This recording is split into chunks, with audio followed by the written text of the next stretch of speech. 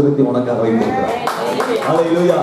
நீ பிச்சைக்காரன் கிடையாது, நீ இல்லாதவன் கிடையாது, நீ வறுமையான ஆள் கிடையாது. எல்லா ஐஸ்வர்யம் உனக்கு என்ன செய்யப்பட்டிருக்கு? வைக்கப்பட்டிருக்கு. நான் சமீபத்தில் ஒரு கதையை படித்தேன்.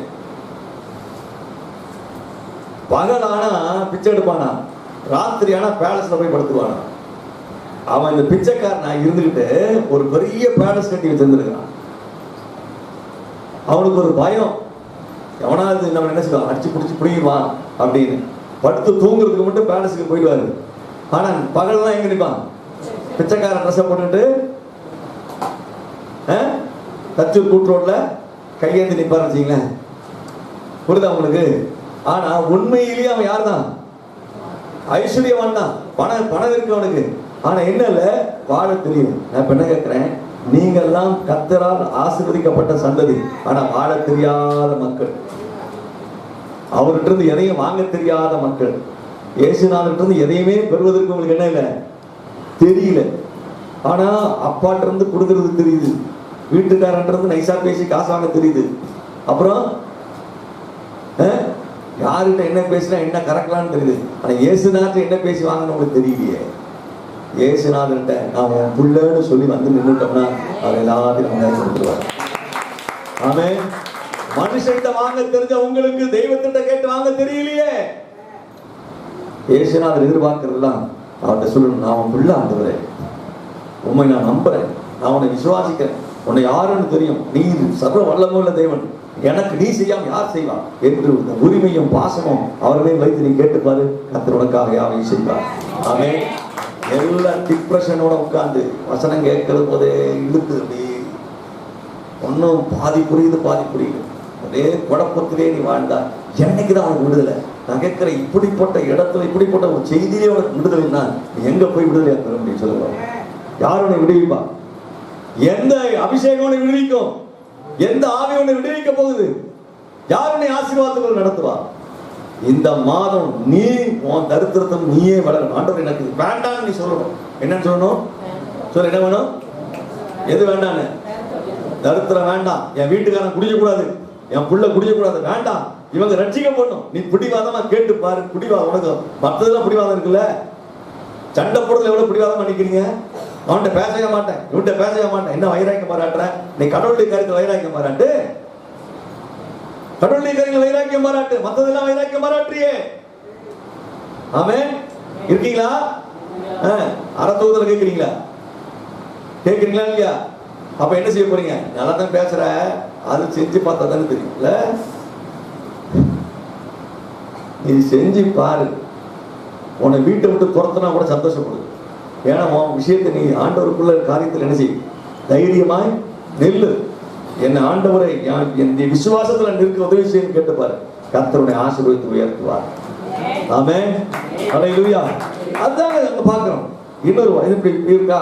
அடுத்தது நான் குமாரனை பற்றி சொல்லி இப்ப என்ன சொல்லி இப்ப வந்தாச்சு சிரேஷ்ட புத்திரன். போதும், இது மாதிரி குடும்பம் குமாரனை மட்டும் சுருக்கமா சொல்லி முடிக்கிறேன். எனக்கு நேரம் எவ்வளவு போகுது தெரியல. வாசிங்க 8ஆம் அதிகாரத்துல, இதே ரோமர் 8:15 வசனத்துல 15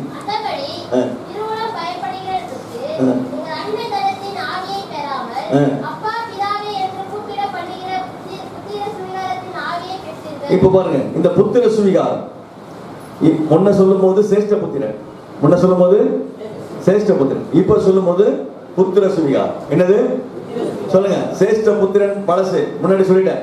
இப்ப என்ன சொல்லிட்டு இருக்கேன்? புத்திர சுவிகாரம். புத்திர சுவிகாரம் என்ன? எனக்கு குழந்தை கிடையாது, நான் ஒரு பிள்ளையை எடுத்து வளர்க்கிறேன். புரியுதா?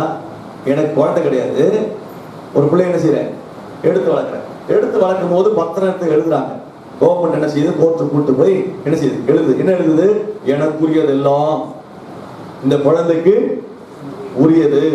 நான் எனக்கு குழந்தை பிறந்தா கூட இந்த குழந்தைக்கு தான் என்ன செய்வேன்? முதல் இது கொடுப்பேன் அப்படின்னு அது ஒரு பத்திரம் ரெடி பண்ணி வச்சிருப்பான். அந்த பத்திரத்துல கையெழுத்து போட்டு அம்மா அம்மா கொடுத்து இந்த குழந்தையை தூக்கிட்டு வந்து வளர்ப்பாங்க. புரியுதா உங்களுக்கு? அப்ப இந்த குழந்தைக்கு பேர் என்ன? சுவிகாரம் எடுத்த பிள்ளை. என்ன பிள்ளை? என்ன எடுத்த பிள்ளை? புத்திர சுவிகாரம் எடுத்த பிள்ளை. கோர்ட்டு மூலமாய் நான் உறுதிமொழி எடுத்துக்கொண்டு இந்த குழந்தையை வளர்க்கறதுக்கு என்ன செய்தேன்? நான் தாய் தந்தையாய் மாறி இருக்கிறேன். கோர்ட்டு என்னை தாய் தந்தையாய் ஏற்றுக்குது. அதனால இந்த குழந்தைகளுடைய தாய் தந்தை யார் தான்? நான் என் குடும்பம் தான், என் மனைவியும் நான் தான் அப்படின்னு சொல்றது தான் அந்த புத்திர சுவிகாரம். ஆமென். இப்ப புரியுதா? அப்ப இந்த புத்திர சுவிகாரம் இருக்க, இந்த புத்திர சுவிகாரம் இருக்க, ஆண்டவர் உங்களை என்னையும் புத்திர சுவிகாரம் எடுத்திருக்கிறார். அதான் முதல்ல நான் ஆரம்பிச்சேன், முதல்ல சொன்னேன், பரிசுத்த ஆவியானவர் தான் அந்த பத்திரம். இப்ப பரிசுத்த ஆவியானவர் சொல்றாரு, நான் உன்னை புத்திர சுவிகாரம் எடுத்துட்டேன். முதல்ல நீ சிரேஷ்ட புத்திரன், இப்ப என்னவாயிட்டு, நீ புத்திர சுவிகாரம் எடுத்துட்டேன். அதுக்கு பத்திரம் என்ன, அத்தாட்சி என்ன, பரிசுத்த ஆவியானவர். அல்லேலூயா. அப்ப இப்ப நீங்க என்னைக்கு நான் யாரா இருக்கிறோம்? புத்திர சுவிகாரம். முதல்ல நாம் தேவனுடைய பிள்ளைகள். முதல்ல யாரு? தேவனுடைய பிள்ளைகள். அப்ப தேவனுடைய பிள்ளைங்க சிரேஷ்ட புத்திரன்.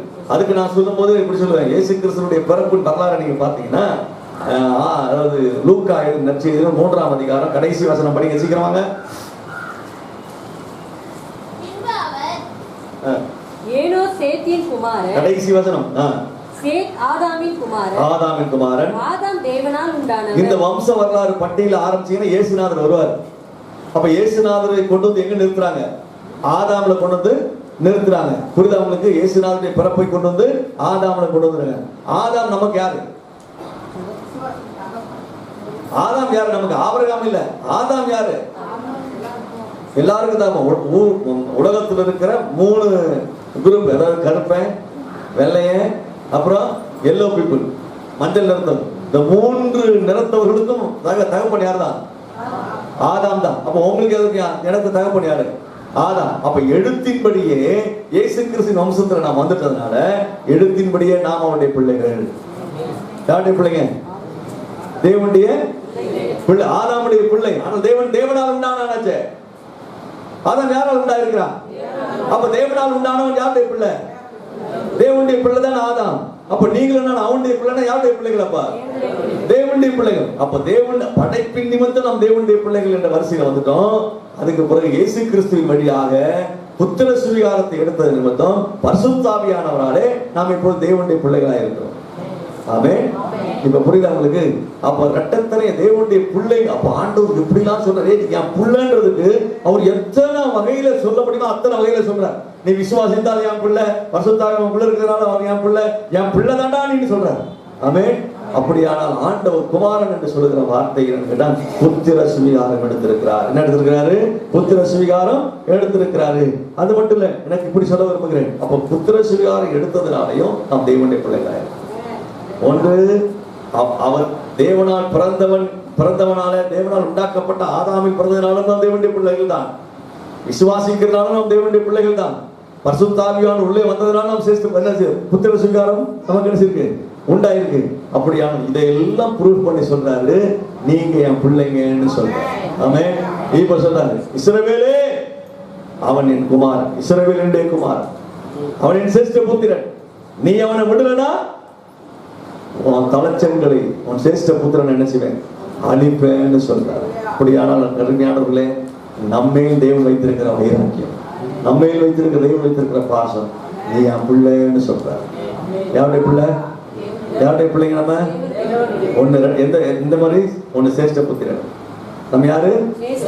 ரெண்டாவது புத்திர சுவிகாரத்தின் ஆவியை பெற்றதான குமாரன். அப்படியானால் நம் சிரேஷ்ட புத்திரனாக குமாரனாக கர்த்தர் நம்ம இந்த பூமியில வைத்திருக்கிறார். அல்லேலூயா.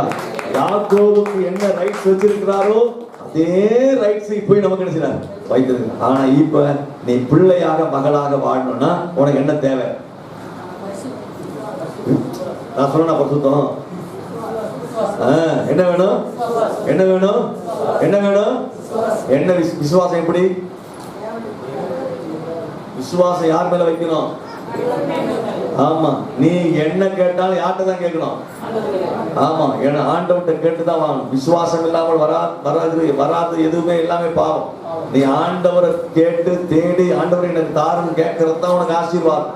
நீ விசுவாசம் இல்லாமல் தேவன்றது எந்த பொருளும் வரலன்னா அது உனக்கு பாவமா தான் வந்து முடியும். அப்படியானால் விசுவாசம் என்னன்னு கேட்டா, எனக்கு ஆண்டவர் தருவார், எனக்கு ஆண்டவர் செய்வார், என் பிள்ளை ஆண்டவர் ஆசீர்வதிப்பாரு, என் பிள்ளைக்கு நல்ல மணமகன் தருவாரு, என் பிள்ளைக்கு நல்ல மணமகனை தருவாரு, என் பிள்ளைக்கு குழந்தையை தருவாரு, என் பிள்ளைகளுக்கு படிப்பை தருவாரு, வேலை வாய்ப்பை தருவாரு. இதெல்லாம் நீ விசுவாசிக்கணும். ஆமென். நீ இந்த விசுவாசத்துக்குள்ள நீ வராத பட்சத்துல உன் வாழ்க்கையில நீ விசுவாசிக்கிறது அன்பிட். அப்ப விசுவாசத்துக்கு லாய்க்கு இல்லைன்னா உன் வீட்டு வாசல்ல உருவிய பட்டயத்தோடு யார் நிற்கிறா? என்ன வேணும் நீயே முடிவு பண்ணிக்க.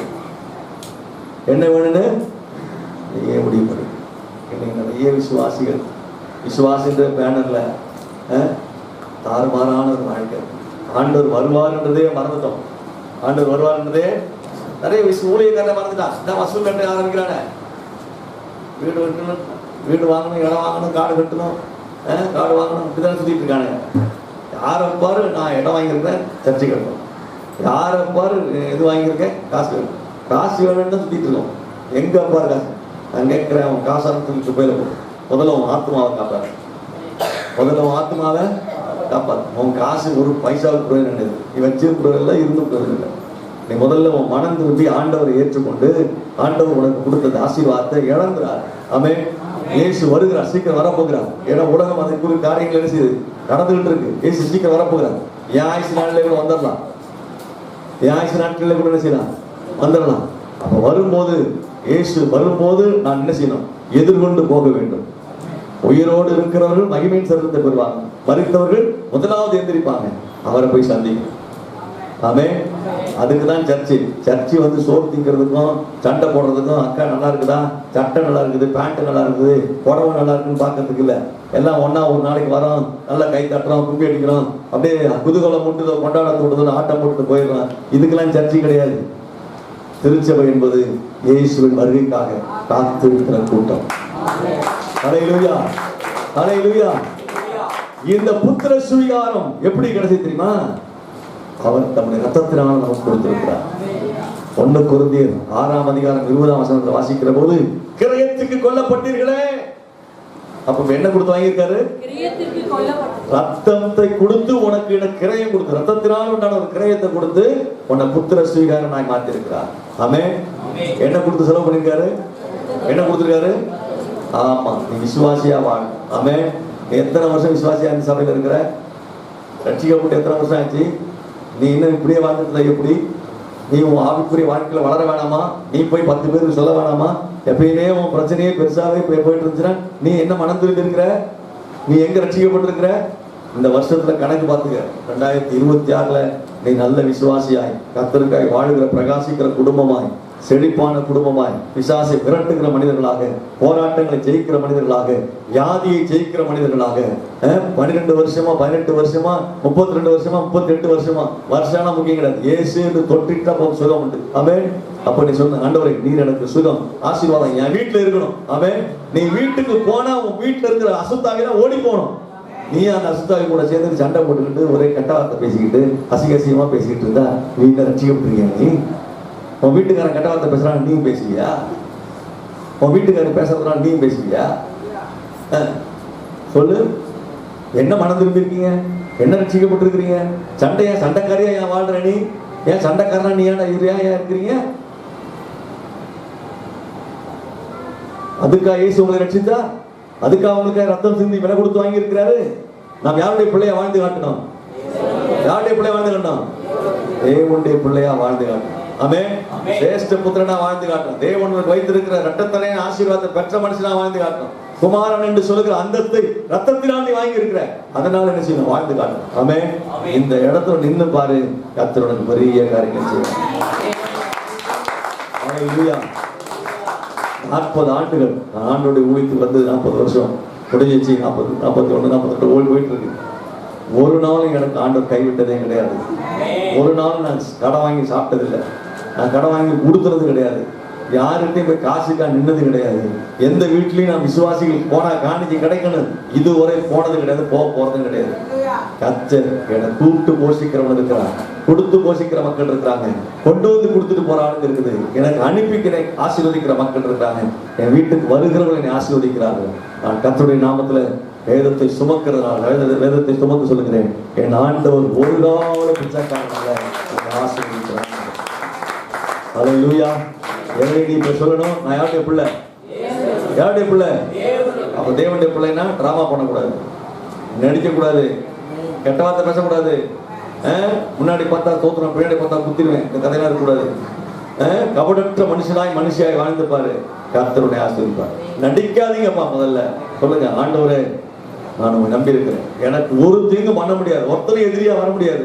என்னை கர்த்தர் நேசிக்கிறார். அந்த இடத்துக்கு வா, கர்த்தரோட பெரிய காரியங்கள் செய்வார். ஆமென். இப்ப சொல்லுங்க, நான் யாரு, நீங்க யாரு? நான் சிரேஷ்ட புத்திரன். யாருடைய சிரேஷ்ட புத்திரன்? யாருடைய குமாரன்? ஆமென். ஹல்லேலூயா. நான் விசுவாசிக்கிறேன். விசுவாசிக்கிறீங்களா? விசுவாசிக்கிறவங்க ஹல்லேலூயா சொல்லுங்க பாப்போம். நான் உங்களுக்கு ஜெபம் பண்றேன். தலைகளை வணங்கி ஆண்டவரை நோக்கி பார்ப்போம். ஓ பிரைஸ். எல்லா தலைகளையும் வணங்கி ஆண்டவரை நோக்கி பாருங்க. இப்ப சொல்லுங்க, தலைகள் நோக்கி தூங்கிடக்கூடாது.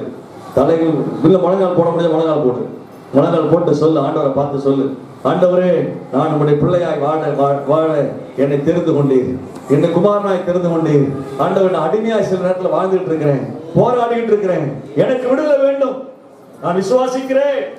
விசுவாசத்தினால் நான் வல்லவனாய் மாற வேண்டும். ஆபிரகாம் விசுவாசித்தான், அது அவனுக்கு நீதியாய் எண்ணப்பட்டது. அவன் விசுவாசித்தான், அவனுக்கு அது ஆசீர்வாதமாய் சமாதானமாய் முடிந்தது. ஓ, விசுவாசித்த எத்தனையோ பரிசுத்தவான்கள் ஆசீர்வதிக்கப்பட்டிருக்கிறார். எத்தனையோ வியாதியஸ்தர்கள் விசுவாசித்து சுகம் பெற்றிருக்கிறார். விசுவாசத்தின்பே கடவுள் என்று சொல்லி அனுப்பி வைக்கிறார். ஆண்டவர் நம்முடைய விசுவாசத்தை கனப்படுத்துகிற கர்த்தர். நீ சொல்லு, ஆண்டவரே நான் நம்மை விசுவாசிக்கிறேன், எனக்கு ஒரு அற்புதம் தேவை, நடக்கும் என்று சொல்லிப்பார். இயற்கைக்கு அப்பாற்பட்ட அற்புதம் வாழ்க்கையில் நடக்கும்.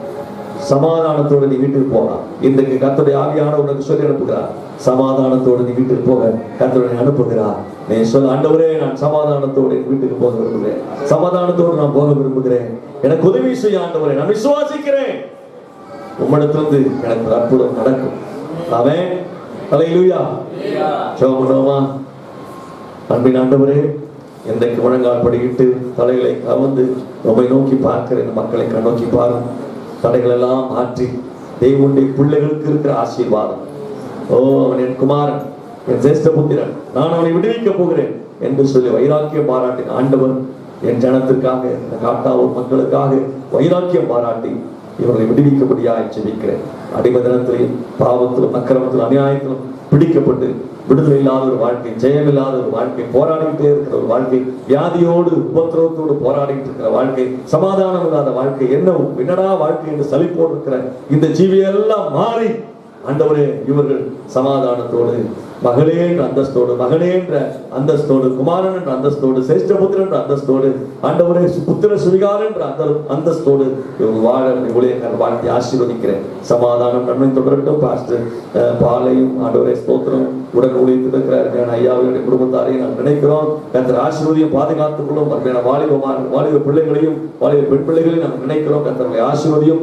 ஊழியத்திலாய் ஆண்டவர் செழித்திருக்க, ஆண்டவர் படைத்திருக்க, வைராக்கியமாய் செய்ய, போராட்டங்களில் ஜெயிக்க கர்த்தர் உதவி செய்ய முடியாது ஜெயிக்கிறேன். ஊழியக்காரன் உங்களுடைய நாமத்தினால் இந்த வசனத்தை கொண்டு ஆசீர்வதிக்கிறேன். ஆசீர்வாதம் பிள்ளைಗಳ சிரசு மேல் தட்டட்டும். இயேசுவின் நாமத்தில் பிதாவே.